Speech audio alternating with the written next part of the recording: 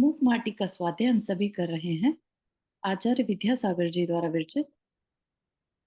मंगलम भगवान वीरो मंगलम गौतमो गणी मंगलम कुंद कुंदाद्यो जैन धर्मोस्तु मंगलम। नमो अरिहंताणम नमो सिद्धाणम नमो आयर्याणम नमो उवज्जायाणम नमो लोये सर्वसाहुणम। पंच परमेष्ठी भगवान की जय। अगले 45 मिनट के लिए सभी प्रकार के पापों का त्याग करके सभी 9 बार नमोकार मंत्र पढ़ ले।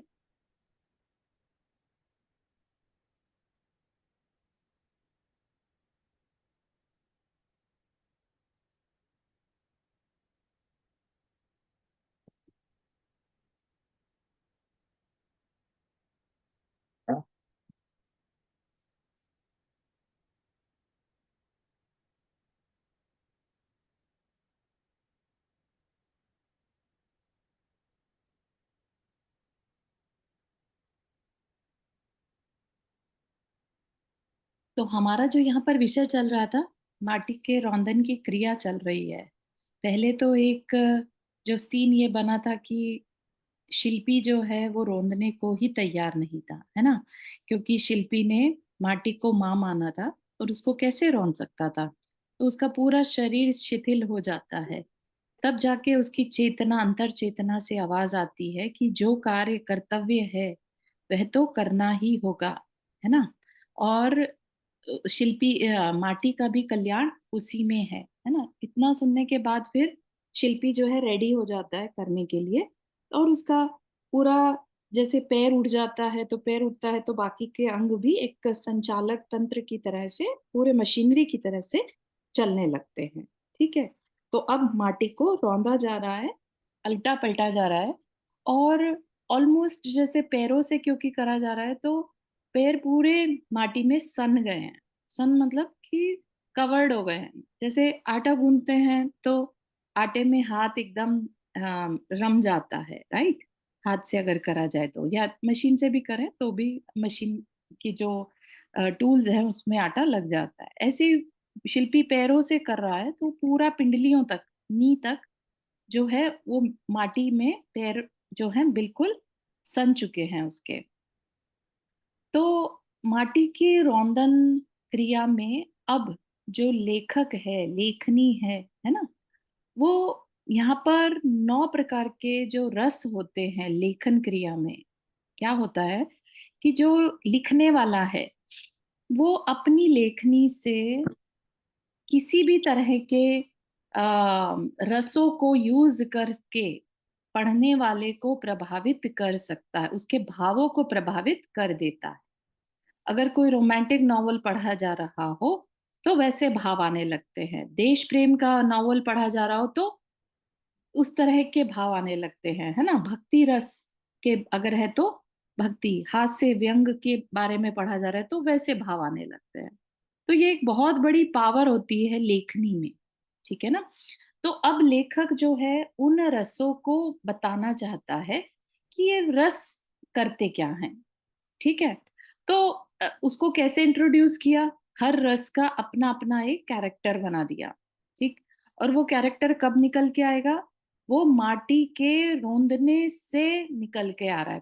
ठीक है। माटी रुंधती जा रही है और नए नए रस आते जा रहे हैं। जो एक रस दूसरे रस को काट रहा है कि अच्छा ये नहीं तो दूसरा सही, दूसरा नहीं तीसरा सही, ऐसे। ठीक है। तो इसमें आप बहुत ज्यादा कंफ्यूज नहीं होइएगा कि ये क्या चल क्या रहा है यहाँ पर। ठीक। तो जब माटी को रौंदा सबसे पहले कौन सा रस निकल के आया, वीर रस। ठीक। अब वीर रस तो हमेशा अकड़ा रहता है ना, कि मैं करूंगा सब कुछ, मैं ही करने वाला हूँ। ठीक। तो अगर खुद में हिम्मत उस समय ना भी हो, है ना, किसी सोल्जर की हिम्मत अगर जवाब दे रही हो और उसको वीर रस की कुछ कहानियां या कविताएं सुना दी जाए तो उसके अंदर उस तरह के इमोशंस रिलीज हो जाते हैं, है ना, कि एकदम से उसके अंदर पावर आ जाएगी, वो उठ खड़ा होगा। ठीक है ना। तो वीर रस इस तरह की इमोशंस को क्रिएट करता है जिसमें कि और अंदर में पावर आ जाए। ठीक है ना। वॉर पे लड़ने जा रहे हो, अपने किसी शत्रु से लड़ना हो, ठीक है ना? उसके लिए हमें वीर रस की ज़रूरत है कि तुम कर सकते हो ऐसा, ठीक है ना? तो यहाँ पर वीर रस बाहर आया और उसने पूछा कि भई मुझे क्यों बुलाया? किससे बात कर रहा है वो? शिल्पी से, कि भई मुझे क्यों बुलाया? हालाँकि शिल्पी ने बुलाया नहीं था, लेकिन ऐसा उसने कहा कि मुझे क्यों बुलाया गया, ठीक है? कि अब बुला ही लिया है तो ले लो, जितना मर्ज़ी वीर रस पी लो, तुम्हारी विजय हो, तुम भी महावीर बनो, वीर बनो, है ना? लेकिन क्या शिल्पी को वीर रस की ज़रूरत थी? थोड़ी-सी थी, जब उसके पैर थोड़े रुकने से लगे थे, है ना? लेकिन इस तरह का वीर रस नहीं चाहिए था कि जैसे वो किसी युद्ध पे जा रहा हो, ठीक? तो शिल्पी के पास ऑलरेडी साहस था, तो वह वीर रस से कहता है कि तुम जो हो ना, तुम्हारे तुम्हारे से कोई फ़ायदा नहीं है एज़ सच। ऐसा लगता है जैसे तुम मान के नशे में बोल रहे, ठीक है ना? वीर रस से कभी किसी का भला नहीं हुआ। ठीक है? मतलब सिवाय सोल्जर्स के लिए के और किसी को एज़ सच वीर रस की ज़रूरत नहीं होती। लेकिन अगर आम आदमी वीर रस में भर के हर समय तोड़-फोड़ करने में लगा रहे, है ना? कि मैं ही सब कुछ हूँ, मैं सब कुछ कर सकता हूँ, ठीक है ना? जो मेनली क्या करा जाता है, जो स्टूडेंट्स लाइफ होती है जिसमें कि ऑलरेडी यंग खून ब्लड होता है, उनको अगर वीर रस सुना दिया जाए, ठीक है ना? तो वो एकदम से इतना उबाल आ जाता है उनमें कि वो कुछ भी कर सकते हैं, ठीक है ना? तो शांत माहौल भी खोलने लगता है ज्वालामुखी सम, ठीक? और जीवन में क्या होगा? जिसके पास अ, साम्य भाव तो है नहीं, है ना?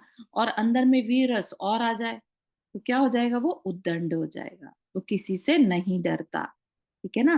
फिर उसके अंदर आ जाएगा सब मेरे से डर के चले, जो वो मूवीज़ में दिखाते हैं ना डॉन वाली सिचुएशन या जो अ, गुंडे टाइप के लोग रहते हैं, राइट?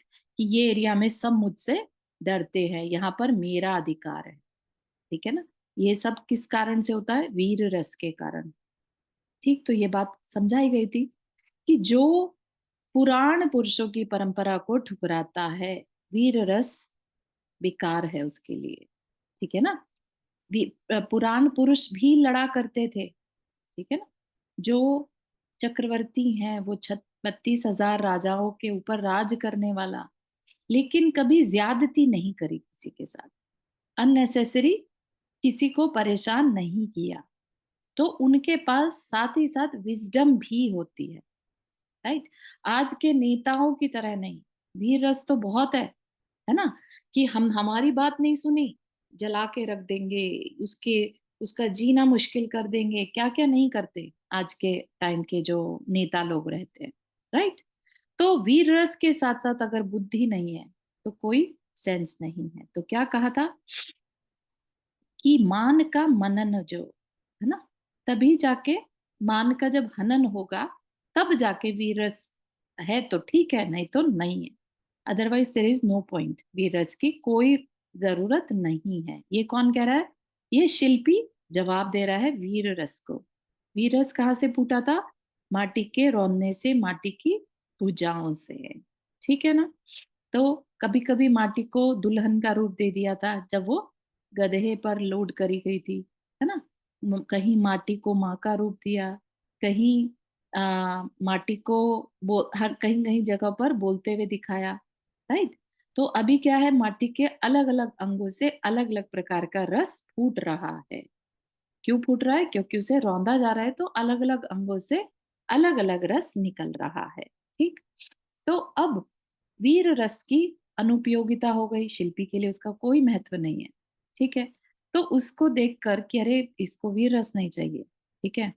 तो फिर माटी की महासत्ता के अधरों से, अधर मतलब होठों से, ठीक है? हास्य रस ने ठहाका मारा, ठहाका मतलब हँस के जोर से हँसना, ठहाका मतलब होता है ना जोर से लाउड हँसी, ठीक है ना?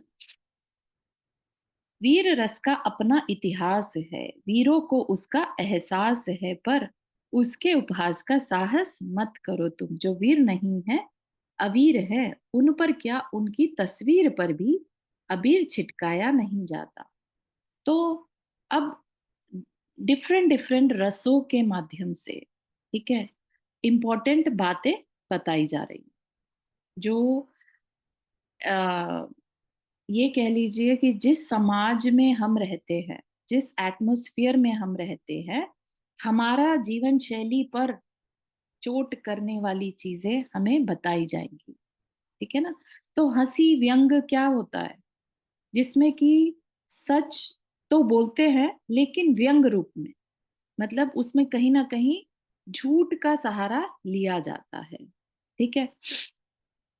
तो आ, जो हास्य रस है वो क्या कहता है, वीर रस का अपना इतिहास है, वीरों को उसका एहसास है, और उसके उपहास का साहस मत करो तुम। किसको कह रहा है? शिल्पी को। हास्य रस शिल्पी को कह रहा है कि वीर रस का अपना इतिहास है, सबको मालूम है ना? वीर लोगों के कारण ही आज हम चैन की सांस ले पा रहे हैं, सुरक्षित है, ठीक है ना? उसका उपहास का साहस मत करो तुम। जो वीर नहीं है, अवीर है, उन पर क्या उनकी तस्वीर पर भी अबीर छिटकाया नहीं जाता?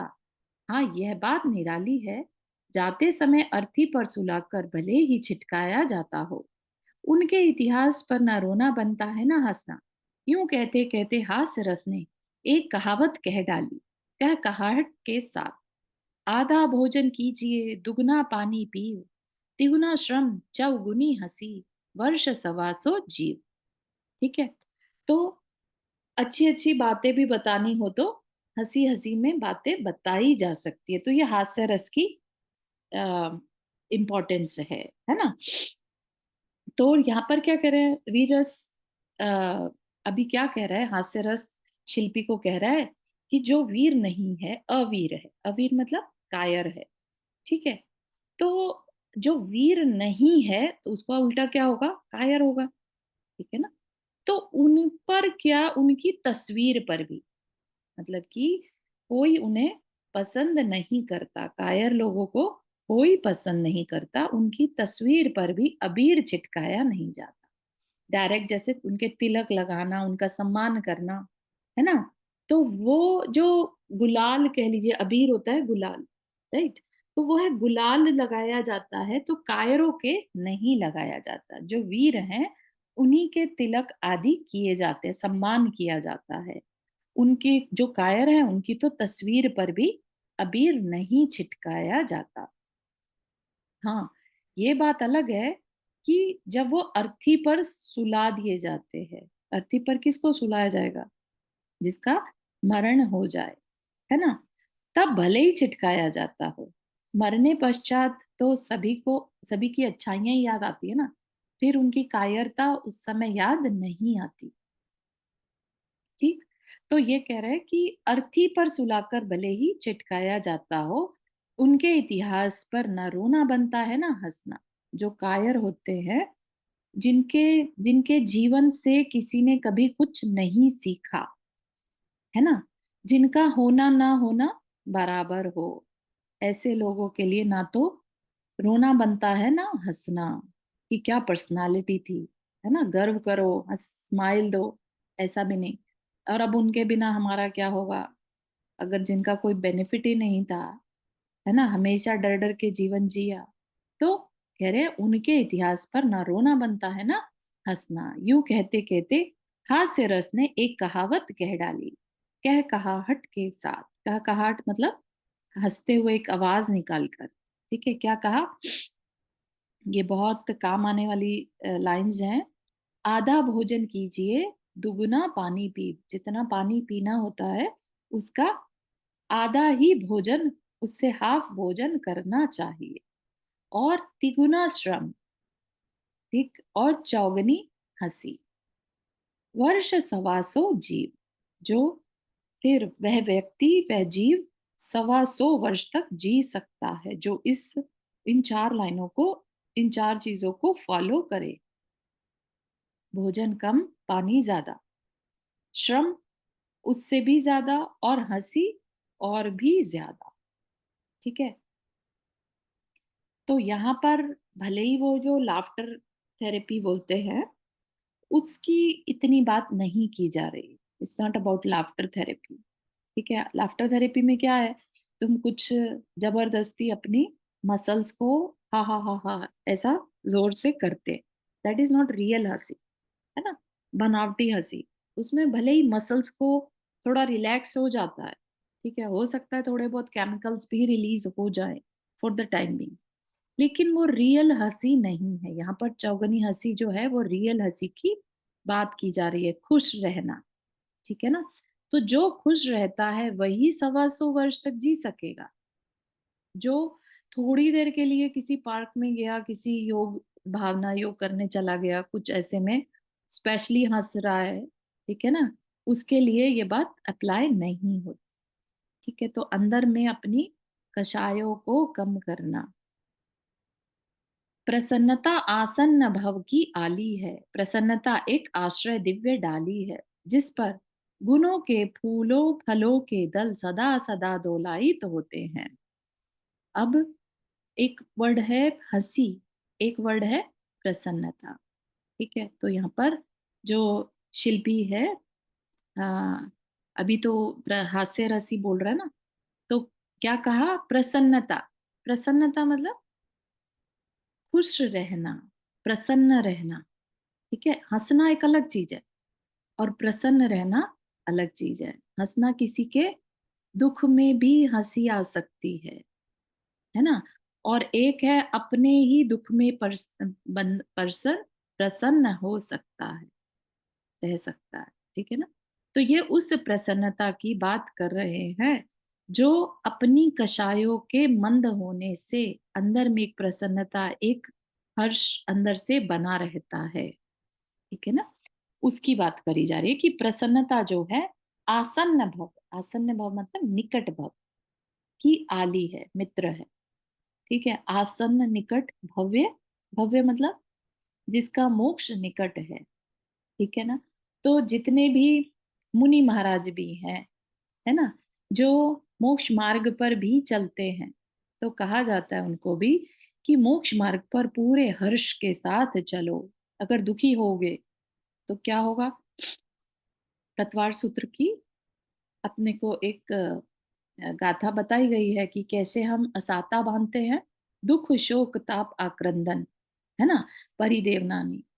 तो हम खुद दुखी होकर अपने लिए ही असाता बांध लेते हैं।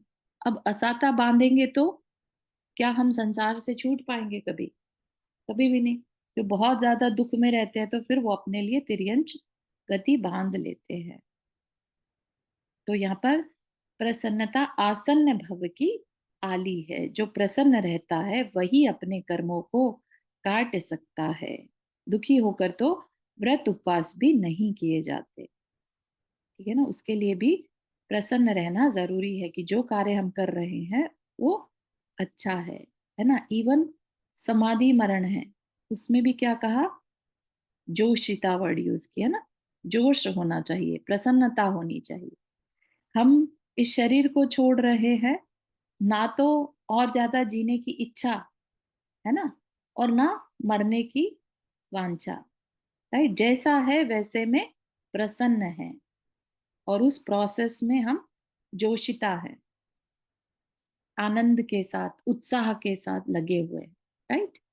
तो प्रसन्नता यहाँ पर कषायों की मंदता को भी रिप्रेजेंट करता है, तभी हमें सही बात भी समझ आती है। तो प्रसन्नता एक आश्रय दिव्य डाली है, जिस पर गुणों के फूलों फलों के दल सदा सदा दोलायित होते हैं। दोलायित मतलब हिलना डुलना, लगेगा तभी दोलायित होंगे ना, लगते हैं फल फूल लगेंगे तभी वो हिल डुल पाएंगे, राइट। कौन से फल फूल है, गुणों के।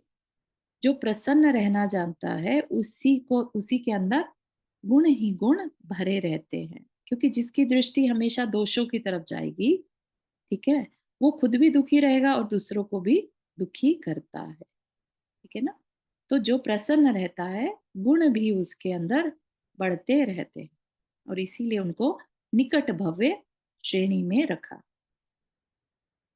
ठीक, ओरे हंसिया, हंस हंस कर बहस मत कर, हास्य रस की कीमत इतनी मत कर, तेरे अभिमत पर हम सब तेरे अभिमत पर हम सम्मत नहीं हैं। हंसी की बात हम स्वीकार नहीं सकते, सत्य तथ्य की भांति किसी कीमत पर। तो इस पर शिल्पी का रिस्पॉन्स आ गया, है ना, कि भाई ओरे हंसिया मतलब ओरे हास्य रस, बिना वजह की बहस मत कर, अपने आप को क्लियर मत कर, अननेसेसरी बोल मत, है ना, और अपनी वैल्यू भी इतनी मत बता, क्योंकि हम तो तेरे बात से स्पष्ट मतलब सहमत ही नहीं है, सम्मत ही नहीं है। क्यों? क्योंकि जब भी हंसी की जाती है, हंसी ठिठोली होती है, उसमें कहीं ना कहीं झूठ का पुट होता है। व्यंग भाषा जो होती है, व्यंगात्मक, सरकाजम जिसे कहते हैं, या जोक्स बनाए जाते हैं, वो कभी भी सत्य के ऊपर नहीं बनते, सत्य में गंभीरता होती है ना। तो क्या कहा, हंसी की बात हम स्वीकार नहीं सकते, सत्य तथ्य की भांति किसी कीमत। ठीक। तो जो गंभीर है वो हंस हास्य रस को इतना इम्पोर्टेंस नहीं देता। जो अपने आप, जिनमें गंभीरता नहीं, बचपना है ना, हास्य रस उनको ही अच्छा लगता है।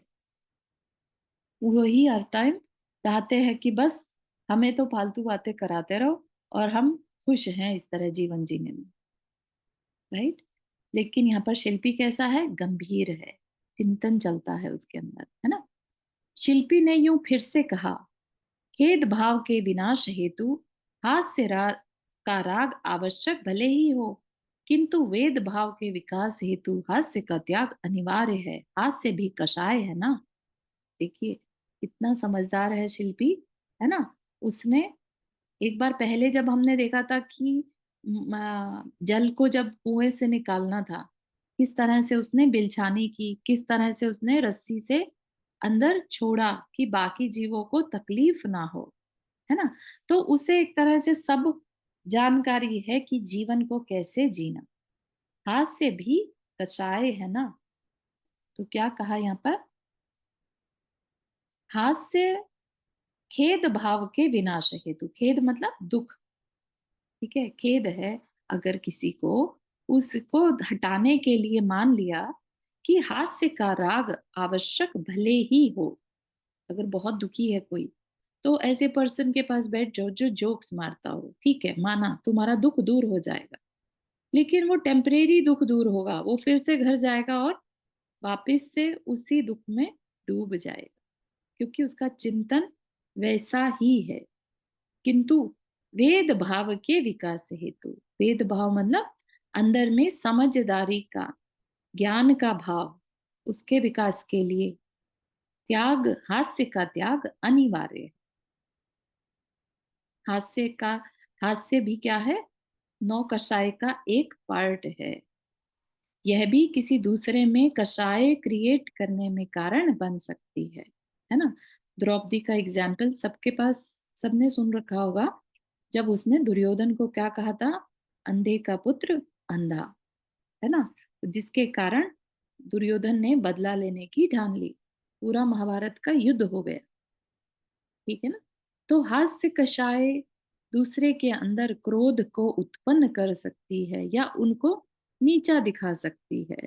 भले ही थोड़ी देर के लिए किसी किसी के साथ ऐसा होता हो, खेद दूर कर दे, लेकिन मोस्ट ऑफ द टाइम ये किसी के अंदर राग, किसी के अंदर कचाय, किसी के अंदर मान, किसी के क्रोध, है ना, ये जगाने में काम आती है। और इसीलिए मुनि महाराज जो हैं, इस हास्य कषाय को जो है, नौवें गुणस्थान के बाद हास्य कषाय नहीं रहती। तो ऐ- ऐसा कुछ हो कि अगर ये अच्छा है, ज्ञान गुण जैसे हमारा हमेशा हमारे साथ बना रहे, है ना। लेकिन हास्य जो है हमारे कषाय के कारण होता है, ठीक। तो ये अनिवार्य नहीं है, इसका होना जरूरी नहीं है, बल्कि इसका त्याग अनिवार्य है, ठीक है। तो हर एक चीज का हम देखते जा रहे हैं, हर रस के बारे में। वीर रस, अगर घमंड हो, मान हो, तो वीर रस होना बेकार है, ठीक है ना। कितनी इतिहास की घटनाएं देख चुके हैं। रावण ने, वीर रस तो था, वीरता तो थी, लेकिन मान अहंकार बहुत ज्यादा था। ये तो एक उदाहरण है, ऐसे अनेकों उदाहरण हैं जहां पर मान के कारण वीरता भी काम नहीं आती और मरण हो जाता है ना? तो वीर रस बेकार हो गया, ठीक है ना? ऐसे ही फिर हास्य रस भी कोई काम का नहीं आया, ठीक? और क्या कहा हास्य रस के बारे में? हंसनशील वाला प्रायः उतावला होता है, कार्य कार्य का विवेक गंभीरता धीरता कहाँ उसमें, बालक सम बावला होता है वह। ये तो बात समझ में आ ही गई होगी। हंसनशील वाला, हंस हंसी जिसके पर्सनालिटी में है, शील मतलब पर्सनालिटी, ठीक है? हंसी वाली पर्सनालिटी जिसके अंदर हो, वह प्राय उतावला होता है, उसके अंदर इम्पल्सिव बिहेवियर होता है, उसको एकदम से बस बोलना होता है बिना कुछ सोचे, ठीक है ना? सोच समझ के तो कभी हंसी करी ही नहीं जा सकती, गंभीरता के साथ कभी कभी ऐसा डायलॉग नहीं निकल सकता जो दूसरे के अंदर हंसी दिला दे, ठीक है ना? एकदम से, जिसे कहते हैं ना, अम, अम, मुंह फट टाइप के लोग रहते हैं जो, या बहुत ही टू द पॉइंट, एकदम से इमीडिएट जवाब देने वाले, हाजिर जवाबी, है ना? वही दूसरे को हंसने वाले कमेंट्स कर सकते हैं, लेकिन उनके पास कार्य अकार्य का विवेक, गंभीरता धीरता नहीं होती। क्या कहना चाहिए क्या नहीं कहना चाहिए फिर वो उनमें नहीं रहता। कई बार वो कुछ कुछ बातें ऐसी बोल जाते हैं जो मर्यादा में नहीं थी, है ना? लेकिन उनके अंदर ये विवेक नहीं रहता, गंभीरता धीरता पेशेंस नहीं रहता। और ये सब बिहेवियर किसके अंदर होता है? बालक सम बावला होता है वह। बच्चे का तो एक बार को चल जाता है, उसकी एक्टिविटीज, उसका कुछ भी कहना, वो गलत भी कहता है तो हंसी आ जाती है, लेकिन बालक है ऐसा समझकर सब उसे छोड़ देते हैं। लेकिन वही बात अगर बड़े होके की जाए, है ना? कई बार देखने में आता है, जो अपने सिबलिंग्स में सबसे छोटा होता है ना, यंगेस्ट जो होता है, वो कभी बड़ा बन ही नहीं पाता। उसको, उसके अंदर कार्य कार्य का विवेक गंभीरता धीरता, ये जो चीजें हैं वो हमेशा बालक ही बना रहता है। ये बहुत बड़ी विडंबना है एक्चुअली, कि जो सब घर का सबसे छोटा है वो कभी बड़ा नहीं हो पाता, क्योंकि उसका वैसी पर्सनालिटी डेवलप हो जाता है, जिम्मेदारी लेना उसको कभी नहीं आ पाता, ठीक है ना? बालक सम बावला होता है वह, तभी तो स्थिति प्रज्ञ हंसते कहाँ, मोह माया के जाल में आत्मविज्ञ फंसते कहाँ, ठीक? स्थित प्रज्ञ, स्थित प्रज्ञ मतलब प्रज्ञा क्या होता है? जिनकी डीप नॉलेज वाले, जो डीप नॉलेज में पहुंच गए हैं, है ना? वो हंसते हुए नहीं पाए जाते, ठीक है? उनको कभी कभी स्माइल भले ही आ जाती हो, लेकिन वो कभी किसी का मजाक बनाते हुए नहीं पाए जाएंगे, ठीक है ना? स्थित प्रज्ञ, जो प्रज्ञा में स्थित हैं, मोह माया के जाल में आत्मविग हंसते कहाँ, आत्मा के जो ज्ञानी, आत्म ध्यानी, है ना, वो मोह माया के जाल में नहीं फंसते। कोई हमारी तारीफ कर दे, कोई हमें आके हमारा एंटरटेनमेंट कर दे, है ना, इस तरह के भाव उनके अंदर नहीं रहते। मेरे सामने मेरे फॉलोअर्स मेरे आगे झुक रहे हैं, उन्हें इन चीजों से कोई मतलब नहीं रहता, ठीक है ना? हम्म। अब एक नया ही रस आने वाला है। कौन सा?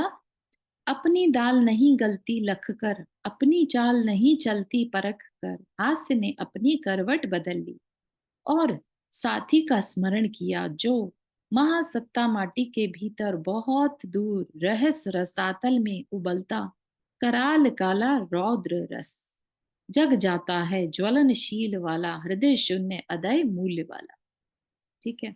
तो कौन सा रस अब आ रहा है? जब हास्य की नहीं चली, वीर रस की नहीं चली, तो रौद्र रस, वो भी बहुत अंदर डीप कहीं।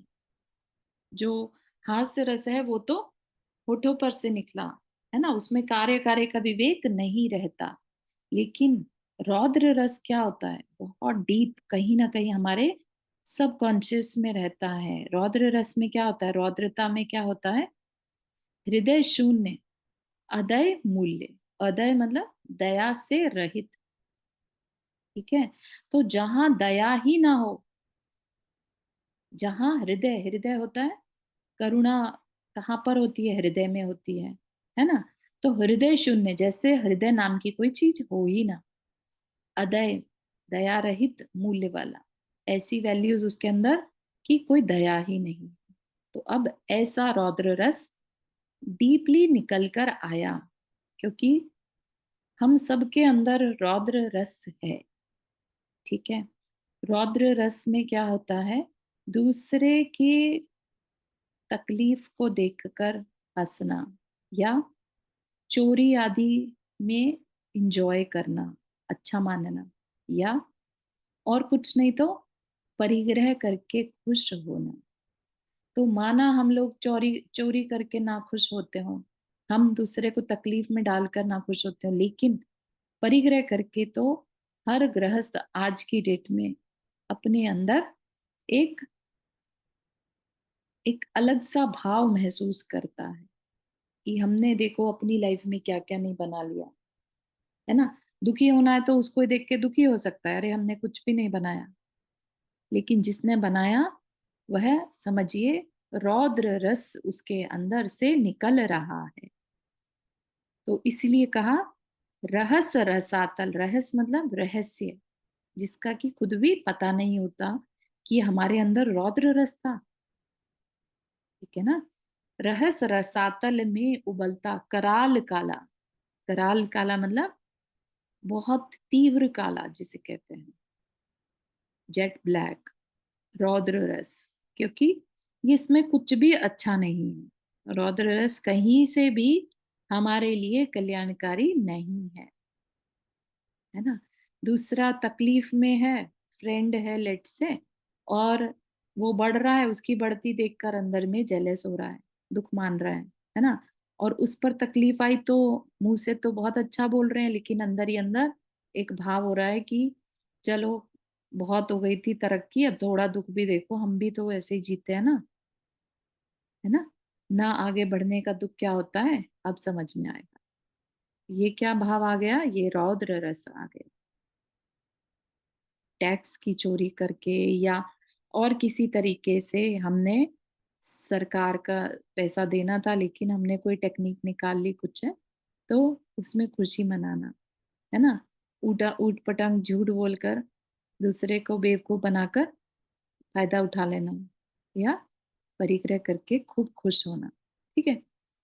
तो यहाँ पर हास्य रस की भी नहीं चली, किसके आगे, शिल्पी के आगे, ठीक है ना। शिल्पी बहुत गंभीर, बहुत समझदार दिखाया है, राइट। अपनी दाल नहीं गलती लगकर, दाल गलना एक मुहावरा है कि यहाँ मेरी नहीं चलेगी।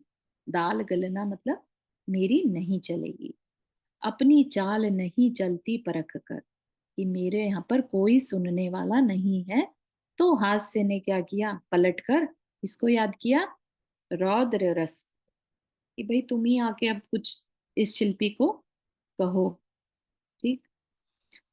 घटित घटना विदित हुई उसे, चित्त शुभित हुआ उसका, पित्त कुपित हुआ उसका, भ्रकुटियां टेढ़ी सी तन गई, आंख की पुतलियां तो लाल लाल तेजाबी बन गई। किसकी, रौद्र रस की। रौद्र रस का रूप बताया है कि चित्त शुभित, जो भी रौद्र रस से होगा उसका मन कभी शांत नहीं होगा, उसके अंदर हाव हाव लगी रहेगी कि दूसरे का बुरा हो जल्दी से तो मेरे को शांति पड़े, है ना। ये चीजें मुझे मिल जाएं किसी तरह तो शांति पड़े, है ना। या पड़ रही है शांति तो दूसरे के दुख को देखकर शांति पड़ रही है, या चीजें इकट्ठी करके शांति पड़ रही है ना। तो उससे पहले कितना चित्त शुभित हुआ होगा। पित्त कुपित मतलब पित्त, गर्मी अंदर में बढ़ना, ठीक है। पित्त कुपित हुआ उसका, भ्रकुटियां जो भवें हैं वो टेढ़ी सी तन गई, आंख की पुतलियां लाल लाल तेजाबी बन गई, ठीक है। तो एक विभत्स रूप उसका दिखाया है, रौद्रता, है ना। देखते देखते गुब्बारा सी फड़फड़ाती लंबी नासा फूल गई उसकी, ठीक है। नाक फूलना, इसको किससे कंपेयर किया यहाँ पर? गुब्बारे से। हालांकि ऐसा नहीं है कि नाक गुब्बारे जैसी बन गई, लेकिन कभी किसी के अंदर फुफकार फुफकार उठती है ना, तो नथुने, नाक के जो नीचे वाला पार्ट होता है ना, जहाँ हम ब्रेथ लेते हैं और छोड़ते हैं, उसको नथुना बोलते हैं, राइट? तो वो थोड़ा सा एक्सपैंड हो जाता है जब गुस्सा आता है। ठीक है, तो क्या कहा? देखते देखते गुब्बारा सी फड़फड़ाती लंबी नासा फूलती गई उसकी। अगर बाती को अगर बाती का योग नहीं मिलता तो बात दूसरी थी, अधूरी थी, मगर बात पूरी हुई। भीतर बराबर बारूद भरा हुआ था ही, फिर क्या पूछना। नाक में से बाहर की ओर सघन धूम मिश्रित कोप की लपटें लप लपाती लाली बहने लगी। अब वह नाक खतरनाक लगने लगी। इसी से लगता है कि कोप की कोष्टिका नाक ही है, नाक में दम कर रखा है। सबको मनाक भी संदेह नहीं इसमें। ठीक, क्या कहा? अगर अगर बाती अगरबत्ती मालूम है सबको, इंसेंस जो होती है, स्टिक्स, राइट? तो क्या कहा कि अगर, इफ, है ना, अगर मतलब इफ बाती को, यानी जो दिया सलाई है, जो आ, रोशनी मतलब बाती जो होती है, दिए की बाती होती है जैसे, अगर बाती का योग नहीं मिलता, ठीक है, अगर बत्ती को, अगर दीपक की जो ज्वाला है, उसकी फ्लेम है, अगर वो ना मिले तो बात दूसरी थी। ठीक है ना? अगर वो ना मिले तो अगरबत्ती नहीं जल पाएगी, नहीं जलेगी तो उसकी कोई खुशबू नहीं, कुछ नहीं होगा, है ना? लेकिन यहाँ पर क्या हुआ? भीतर बराबर बारूद भरा हुआ था ही, फिर क्या पूछना। अंदर में इतनी ज्वाला थी कि बाती की भी जरूरत नहीं पड़ी। क्या हुआ? नाक में से बाहर की ओर सघन धूम मिश्रित कोप की लपटें, कोप मतलब क्रोध, ठीक? तो सघन धूम मिश्रित, तो ऐसा नहीं है कि अंदर से कुछ धुआं जैसा निकलने लगता है, लेकिन कहने में जो बात आती है ना, जब क्रोध की उसके अंदर से, तो क्रोध, धुएं, धुआं जैसा, क्रोध जैसा धुआं निकलने लगा। ठीक है, तो ये सब व्यवहार की बातें बताई जा रही हैं। तो जब गुस्सा निकलता है तो कहाँ से निकलता है? नाक में से। ठीक है, लप लपाती लाली बहने लगी, नाक एकदम रेड हो गई। अब वह नाक खतरनाक लगने लगी। ठीक, और इसी से लगता है कि कोप की कोशिका, कोप मतलब क्रोध, और कोशिका मतलब जो बक्स होता है ना, स्टोरेज, है ना, कोप की कोशिका नाक ही है। तभी क्या कहते हैं? नाक पर मक्खी नहीं बैठने देना, है ना, नाक में दम करके रखना, राइट? तो नाक का बहुत इंपॉर्टेंस है, स्पेशली क्रोध के मामले में। उसकी नाक फूल गई, है ना, नाक फड़फड़ाने लगी, नाक से धुआं निकलने लगा, नाक लाल हो गई, इस तरह की जो बातें कही हैं, वो क्या कह रहे हैं? सबको मनाक भी संदेह नहीं इसमें। मनाक मतलब जरा भी, किंचित, क्या ना? तो ये जो नाक में दम कर रखा है, ये बात बिल्कुल सही है कि नाक में कोई किसी के दम कैसे करके रख सकता है। तो अब समझ में आया नाक की इम्पोर्टेंस है। किसी को कुपित करना हो तो यही कहा जाएगा कि उसने उसकी नाक में दम करके रखा है ना? बात समझ में आ रही है किस तरह से अलग अलग रसों को, उनके कामों को बताया जा रहा है? ठीक है ना? मूक माटी काव्य जो है, वो सिर्फ एक छोटी सी कहानी नहीं है कि बस एक माटी थी, एक शिल्पी था, और उसने, शिल्पी ने उसको, है ना, हम लोग देखते हैं, जैसे किसी ने कभी लाइफ में शिल्पी देखा हो, कुम्हार देखा हो, घड़ा बनाता हुआ, तो ऐसा लगता है कि माटी लेकर आया, उसका काम है, उसको छान कर उसने उसको गीला किया और चाक पर लौंदा बना के चाक पे चढ़ाया और शेप दे दी, काम खत्म, बन गया। लेकिन आप सोचिए कि उस छोटे से प्रोसेस को 586 पेजेस में लिख देना, ठीक है ना? तो जो एक-एक विचार, शिल्पी की एक-एक मूवमेंट, माटी की एक-एक मूवमेंट, उस शिल्पी की, उस माटी की लाइफ में कौन-कौन कैरेक्टर आए, उनकी बॉडी को भी कैरेक्टर बनाकर प्रेज़ेंट किया गया। ईच एंड एवरी कि शिल्पी का हाथ क्या सोचता होगा, शिल्पी की आँखें क्या सोचती होंगी, है ना? माटी अपने आप में अगर ह्यूमन होती, तो उसके हाथ क्या सोचते, चल नहीं पा रही हूँ, क्या करूँ, कैसे करूँ, है ना? गधे की पीठ पर लदी हूँ, तो क्या सोच-विचार चल रहा है? तो ईच एंड एवरी मोमेंट को एक जीता जागता रूप दिया गया है, ठीक है ना?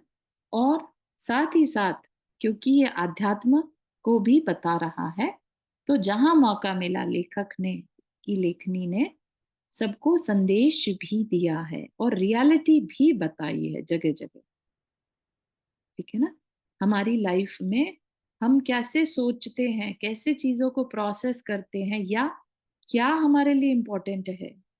जब जब वर्णन चला था करुणा का, बहुत अच्छा सुंदर वर्णन करुणा के बारे में हुआ था, ठीक है ना?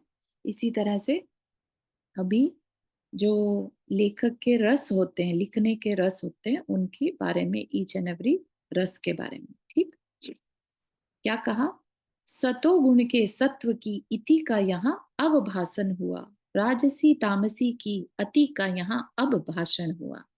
अधिक परिचय मत दो, निर्भीक हो शिल्पी ने कहा रौद्र से, सौम्य सोम की सौम्य मुद्रा में। क्या कहा शिल्पी ने? सतोगुण के सत्व की इति का यहाँ अवभाषण हुआ। क्या? रौद्र जो है, रौद्र रस जो है, वो राजसी और तामसी लोगों के पास ज्यादा होता है, जिन्हें आराम पसंद हो, विषयी इच्छाओं के, इंद्रिय इच्छाओं के दास हो जो, है ना? और तामसी, जिनके अंदर क्रोध कषाय, मान कषाय बहुत ज्यादा हो, ठीक है ना? तो क्या कह रहे हैं कि राजसी तामसी की अति का यहाँ अब भाषण हुआ, कि जो बोल रहे हो ना ये सब राजसी तामसी की बातें तुम कर रहे हो, ठीक? और सतोगुण तो जैसे कहीं चला ही गया है, उसकी इति यानी एंड हो गया हो जैसे, ठीक? तो उस पर शिल्पी को फिर लगा, है ना, उसने बिल्कुल निर्भय होकर, उसको कोई डर नहीं था रौद्र रस से, ठीक? उसने कहा अपना अधिक परिचय मत दो, और सोम की सौम्य मुद्रा में, सोम मतलब चंद्रमा, है ना, शांति देने वाला, ऐसी सौम्य मुद्रा में उसने क्या कहा? रुद्रता विकृति है विकार, समिट शीला होती है, भद्रता प्रकृति का है प्रकार, अमित लीला होती है। रुद्रता मतलब रौद्रता जो है, रौद्र भाव क्या है? विकृति है, वो हमारा स्वभाव नहीं है, विकार है हमारा। समिट शीला, शीला अगेन यहाँ वर्ड हुआ पर्सनालिटी, उसका स्वभाव क्या है? मिट जाना, समिट। रौद्रता विकार है, मिटा देने वाली होती है। भद्रता प्रकृति का है प्रकार, भद्रता मतलब भद्र जो होता है, सौम्य भद्रता, है ना, अच्छा जिसे कहते हैं। भद्रता क्या है? प्रकृति है, ह्यूमैनिटी जिसे कहते हैं, है ना?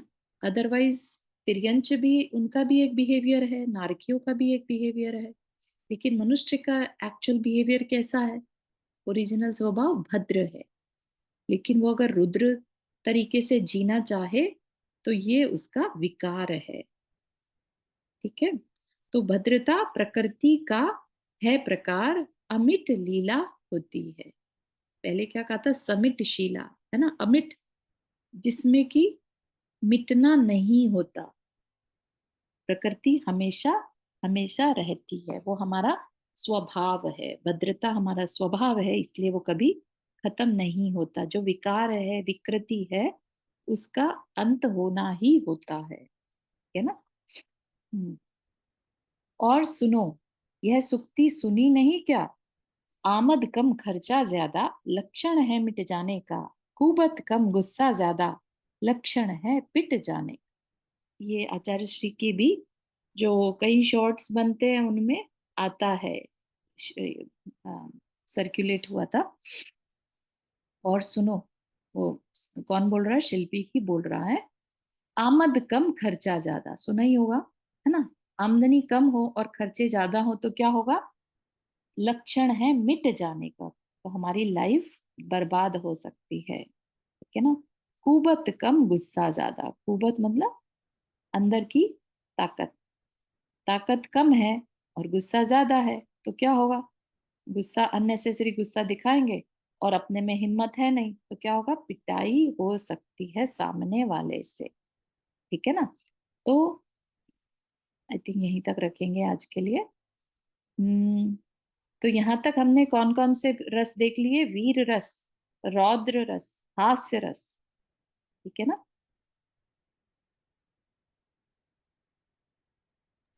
चारू जी, ये नवरस किसके है, क्या बोला था आपने? ये लिखने के होते हैं। ओ, राइटिंग, हाँ हाँ हाँ, ठीक है ठीक है। राइटिंग जब भी होती है ना, हाँ हाँ किसी ना किसी रस को ध्यान में रखकर की जाती है। हाँ, ओके ओके। क्योंकि राइटिंग कभी भी खुद के लिए नहीं की जाती, राइटिंग हमेशा पढ़ने वाले को नजर में रखकर की जाती है। लिखने वाला लेखक भी अपनी खुद की राइटिंग को बाद में पढ़ के अलग भाव करता है कि अच्छा ये मैंने लिख दिया था उस समय, है ना? तो इसके बाद जो आने वाला है वो भय रस आने वाला है। ठीक है, बात समझ में आ रही है? थोड़ा सा ऐसा लग रहा होगा कि कहानी तो कहीं और चली गई, अभी ये क्या बता रहे हैं, है ना? नहीं नहीं, बहुत अच्छा समझ में आ रहा है। ये तो हम्म, सभी आपने गुण ही, मीन्स आपके जो हाँ अवगुण है वो बता रहे हैं। हाँ, आप हाँ राइट, मेरे अवगुण ही बता रहे हैं क्या मेरे में कौन कौन से है, आपने कोई पता चल अपने जाए। ही अंदर देखना है, हाँ। हाँ, मेरे को अपने में लिखना है। हाँ, अपने अंदर वीरता है तो मान तो नहीं है ना? राइट। हास्य है तो हमारे अंदर बचपना क्या बहुत ज्यादा तो नहीं है? विवेक ना हो, कार्य कार्य का विवेक, है ना? और अगर रौद्र रस है तो वो तो कहीं से अच्छा है ही नहीं, है ना? बहुत अच्छी तरह से समझाते हैं। हाँ, हाँ, बातें अंदर उतारने वाली हैं सब की हाँ, सब, है ना? राइट। अपन बस समझते जाएं। इतनी सारी इन, देखो कि एक पर्सन के अंदर कितनी ऑब्जर्वेशन हो सकती है। आचार्य ऋषि के कितने ऊंचे विचार थे और कितना माटी के साथ लेके किया है, तो कितना उसका हाई थिंकिंग होगा। एक टॉपिक लेकर इतनी बड़ी बातें कह देना, सबको या सबको दिमाग में रखकर। या अभी आगे आगे आतंकवाद को लेकर भी आएगा, क्योंकि जिस समय लिखा जा रहा था, हम्म, समय बहुत ज्यादा आतंकवाद बढ़ा हुआ था पंजाब साइड, नॉर्थ साइड में ना। हम्म, तो उन्होंने उस चीज को भी ध्यान में रखा, समकालीन जिसे कहते हैं ना, कि जिस समय जैसा माहौल हो वैसा उन्होंने इस काव्य, महाकाव्य में लिखने का कोशिश की है, ताकि पढ़ने के वाले के अंदर कुछ परिवर्तन आ सके। हम्म। एकदम सच बात है। हम्म। चलिए यहीं तक रखते हैं। किसी को यहाँ तक कुछ पूछना है या जिस शेयर करना है?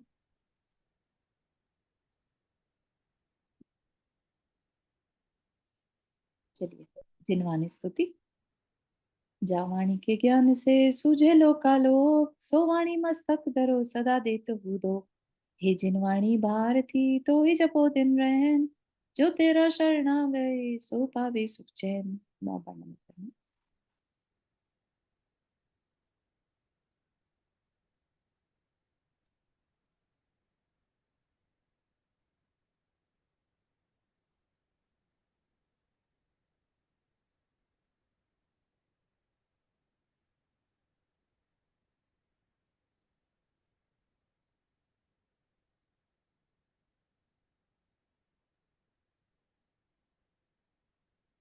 सभी को जय जिनेन्द्र। जय जय जिनेन्द्र। जय। सभी को जय जिनेन्द्र। जय जिनेन्द्र को। जय जिनेन्द्र। जय जिनेन्द्र।